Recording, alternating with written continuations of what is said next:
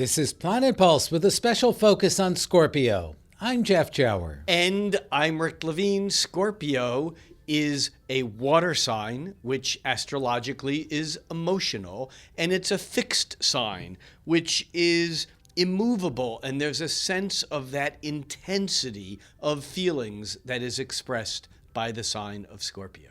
The water signs, which also include Cancer and Pisces, as Rick said, have to do with emotion. So Scorpio is an emotional sign, but because it occupies one of the middles of the 4 seasons of the year, its fixed nature makes it either resistant to change or uncomfortable revealing that intensity. But it is the very holding on to emotions that makes them so intense and powerful and complex, which is very much what Scorpio is about.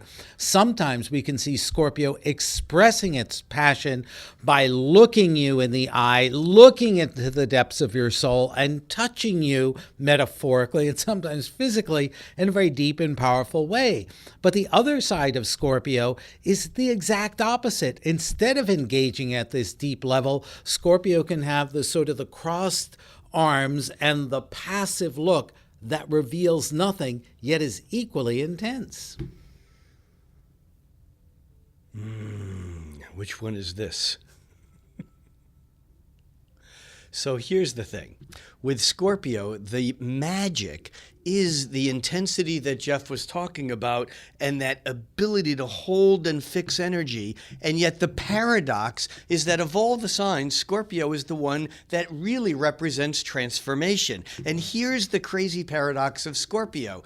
Because on one hand, it is the emotional rigidity, fixity, that holding of the energy that becomes like the water that is in a waterfall that is so intense, it's always moving, but the edge of the water moving is always in the same place. And yet, on the other hand, Scorpio is the only sign in the Zodiac that actually has 3 different glyphs representing it. We think of Scorpio as the scorpion, where the poison is in the tail, and the scorpion is ruled by the tail. It's so fearful that it'll end up stinging itself. It'll sting when it doesn't know what to do.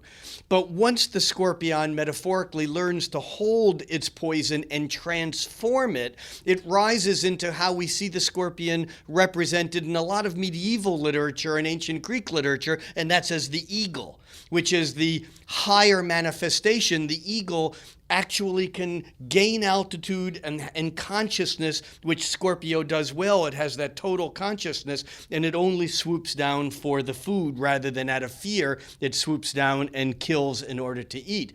The third transformation, and sometimes it brings in the idea of the phoenix, which is the bird that has arisen out of the ashes of the runes of destruction and become something magical. And here we have the third incarnation, which is the dove, which is pacifist. The transformation is complete. And this then is the magic of Scorpio. It doesn't move, and yet there's magic in the transformation. Well, and I think another way to look at Scorpio and to understand it is where it's coming from.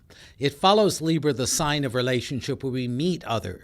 Scorpio is the point at which we decide how much we're going to engage and what we're going to exchange. If Libra is the date or the meeting or the wedding, Scorpio is the consummation, and therein lies some of its complexity. It's not the bride and groom holding hands on top of the wedding cake. It is the committed couple sharing body, sharing money, and sharing soul.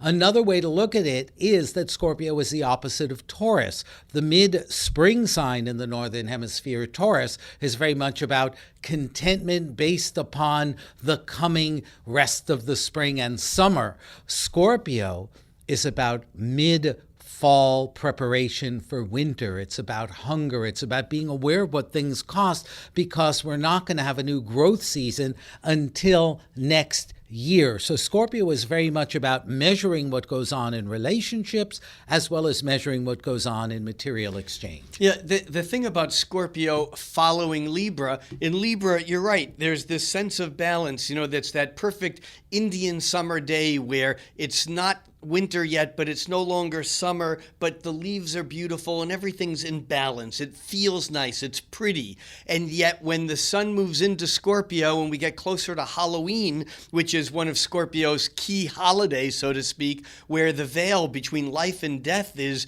very thin, but now the leaves are not on the trees as pretty. They're dried up and the energy has been sucked in. It's been pulled back for that transformation to occur that then creates spring the following year. But I wonder, Jeff, what is it about Scorpio that when people say, "What's your sign?" "I'm a Scorpio," people go, "Oh." Well, because Scorpio is deeply emotional and aware of that process of transformation that you talked about. It's very hard to find a naive Scorpio. There is something that operates at a greater depth in the psyche, and although it's not inherently dangerous, I think it is discomforting for people who want to keep things on a nice, safe, superficial level. You think it scares people? Because I think I do too. Yeah, I think that often, when you get that sense of that conversation of with people who know something about astrology and Scorpio comes up, there's often like this hush or this ooh or this like, now what do we say? Where do we go? Well, you also talked about Halloween, Day of the Dead, All Saints Day. These are all Scorpio holidays that represent the thinness of the veils between the worlds of the living and the dead. So that's part of the scary side, the Halloween side of Scorpio, is that it reminds us that no matter how pretty things are or are not here, that there are other dimensions from which we came and from where to where we will go. And although we've talked about it around the edge, I don't think we've used the S word. Right. Scorpios are sexy. There's something about that need to merge, that sense of that drive for that deep intensity that often can end up in a state of vulnerability and or intimacy, which may be wonderful and magical, but also can be quite frightening. Well, and also the deeper meaning of sex is related to death and mortality. I mean, sex can be a lot of fun and a way to communicate and connect, but biologically it's about reproduction, and reproduction is not about continuing ourselves, it's about replacing ourselves. Right. Yeah, so there we have a look at Scorpio, which is one of the more complicated, maybe arguably the most complicated signs of the zodiac. It's not all fun and games, but there is a magic that occurs in the shadows and the darkness of that time of year where that veil gets thinner, that we all can learn something very magical by going to that place and exploring there. I'm Rick Levine.